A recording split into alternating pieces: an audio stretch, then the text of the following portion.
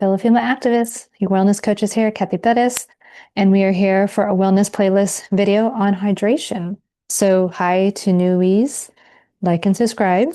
And every day, or I should say every video where we are talking about a wellness or recommendation, we will perform, practice our positive quotient repetitions, PQ reps. Positive quotient repetitions, or PQ reps for short. It is our way to drop ourselves back into our body. Okay. So whether you are standing, sitting, laying down, that's fine. If you feel okay to do so, you can close your eyes. I will. What I want everyone to do though is to definitely draw a tall spine. So even if you're laying down, you can elongate. Okay. And if you are laying down, or even if you're just sitting or standing, roll your shoulders back. Okay, that will give you that nice tall spine and open chest. Now, what I want us to do is I want us to think about our feet. We don't think about our feet enough. So even if you're laying down, you can easily just bend your knees, hopefully, and then you will have your feet on a surface. I want you to think about all four corners of your feet nice and dug into whatever surface they're on. Like, think about literally having little screws go into that surface so that your feet are nice and secure. You may notice, even if you're sitting or standing, how your feet start to balance. That sensation of your body trying to figure out what it's doing to keep you safe. Now, if you're able, even with shoes on, lift your toes and spread them. And then you'll notice those four corners of your feet got even more secure as you're now lifting your toes. And keep them lifted and notice those sensations. Notice how your body now is trying to better stabilize. Now go ahead and take those toes back down, but keep them spread if you can. And notice how much more firm your feet are now. They're so secure. And while you still may be in some way calibrating, right? Your feet are still somewhat moving, as in they're engaged, right? Your other body parts don't seem to have to work quite so hard to keep you stable now.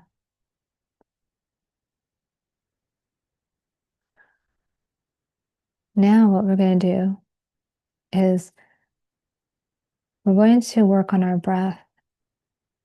And I want you to imagine that your mouth is totally closed. There's no way to open it. And we're going to breathe through our nose.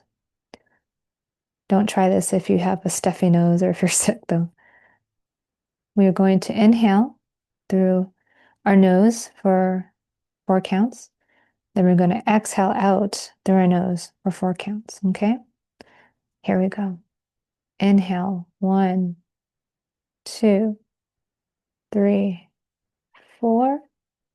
Exhale, 4, 3, 2, 1. Inhale, 1, 2, 3, 4. Exhale, 4, 3, 2, 1. And with that, go ahead and blink your eyes open if they're closed. I hope you at least feel a little bit more stabilized if you were somewhat jumpy before. If you are already in a state of calm of some sort, the PQs might not have the same effect. But if you were maybe in a rush before watching this, you're going to see a difference or feel a difference, really, honestly. So with that, we are talking about hydration today. That is the topic. There are 5 main topics in our wellness playlist. It's basically how you stay healthy, okay? And it's boring stuff. There's nothing very interesting about how your body actually wants to stay healthy. You have hydration, okay? These are important pillars. Hydration, which we're talking about today. Then you have sleep, and you have nourishment, you have movement, and you have mental fitness.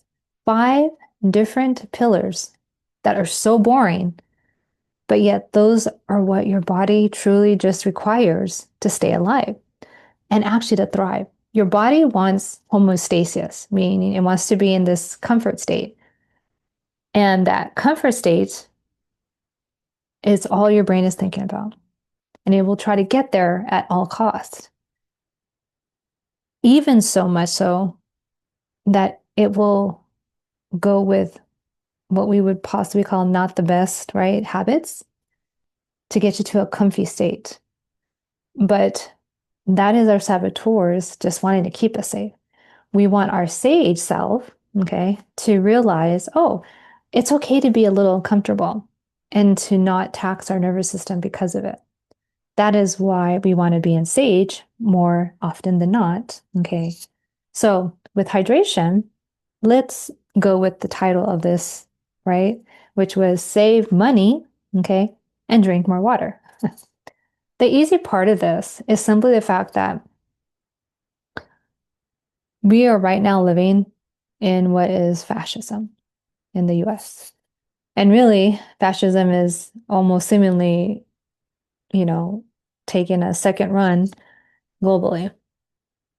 To that effect, especially here in the US, so many people are feeling the effects of what is just our economy tanking.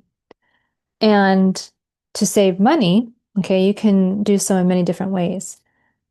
One easy way to not only save money, but to also help stop fascism through capitalism, as well as treat your body better, is to drink more water. And you may be the type that, okay, well, I only drink bottled water, so I'm not helping so much with my, my budget. Hey, that's all up to the individual.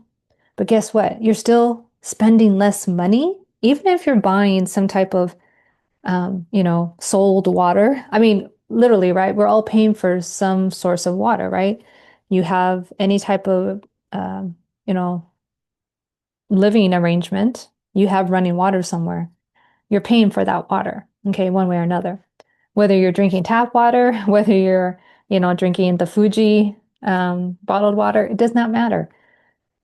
When you drink more water, ultimately you are actually saving money. Our bodies, okay, one of the main pillars, right, was hydration. Your bodies don't really need any other type of hydration other than water. Now, as humans, that would be very boring, even if you infused water in all types of ways. So I get it. Like, I sometimes will have a root beer. Now, I want it to be a high quality root beer, but ultimately, I love root beer. I love it. I don't like other types of what we call soda or, soft drinks, depending on where you're at in the nation. But I love root beer. But do I drink it every day? Nope. One, it's expensive, the good stuff. And two, I know better. I will drink what you just saw. It's water. And if you can infuse it, even better. But other than what the water is costing you, you're still saving more money than if you were to go out and buy other types of drinks. Now, again, if you're an athlete, heck yeah, you're going to need to live off of electrolytes, in your water constantly. You're going to want quality, whatever. But most of the time, you are drinking water. And I want to so much drill that into your heads. There is nothing fancy about being healthy. There is nothing fun about fascism. But you can be a freedom fighter by simply not purchasing so much capitalistic BS when it comes to what you drink. Half of the sports type drinks that people use are just laden with sugar. Yeah, they have some electrolytes, but the sugar content is higher than the electrolyte content. So it kind of cancels out the electrolytes even. My suggestion is either you go DIY, right? Make your own, or you buy high, good quality electrolytes to put in the water. But either way, you're still going to save a ton of money, which then you could put to other, useful means. Whether that's, more groceries overall, maybe that's being able to pay for, your medications, whatever the situation is, you will be better off by simply consuming more water versus other type of drinks.